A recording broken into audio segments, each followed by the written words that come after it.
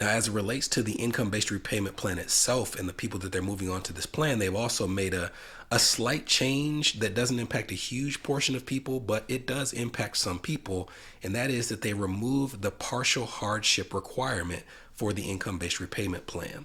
As a recap, a partial hardship means that when you are applying to recertify your income or applying for the very first time, they're going to look at the payment plan that you're signing up for, and they're going to calculate your payment under that plan, and they're going to compare it to what it would cost to repay your loans in full over a 10-year standard repayment schedule.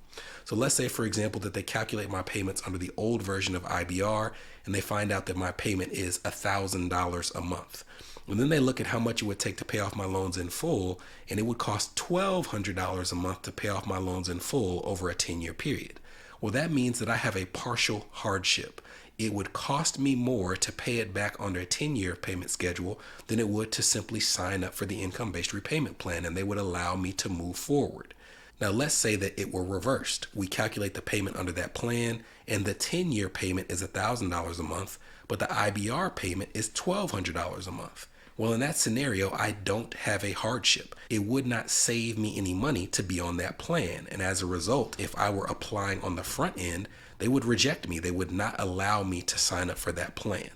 If I had already been accepted into the plan because I had a hardship at the time of application, and maybe in a future year when I recertified my income, I lost my hardship, they wouldn't kick me off the plan, but they would bump my payment down to the 10-year standard payment, and they would give me credit towards forgiveness since I had originally been accepted. And this used to be a requirement of not just income-based repayment, but also pay-as-you-earn. Now, they don't have to remove it for pay-as-you-earn as a requirement because eventually that plan's going away.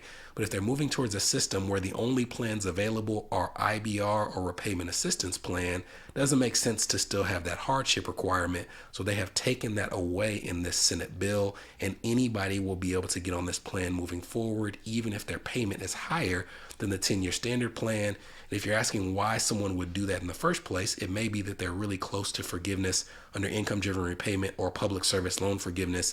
And rather than being on a standard plan and not getting credit, they would want to say, well, even though I'm paying a little more in the interim, I'm still going to save money in the long run if I can knock out these last 2 or 3 years on the plan and have my loans wiped away.